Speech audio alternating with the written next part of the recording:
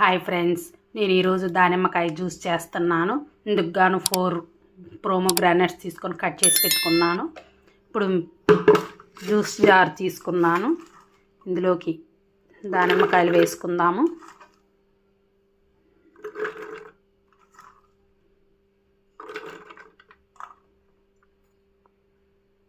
ఒక half glass milk వేసుకుందాం. 2 table spoon sugar,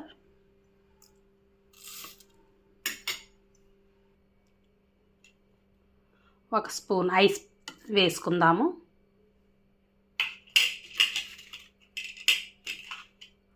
చూడండి ఐస్. ఇప్పుడు మూత పెట్టుకొని మిక్సీకి వేసుకుందాము.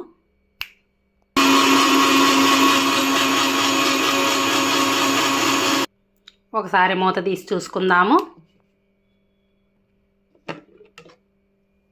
చూడండి జ్యూస్ ఇలా ఉంది మొత్తం. ఇప్పుడు మనం ఒక గ్లాసులోకి తీసుకుందాం.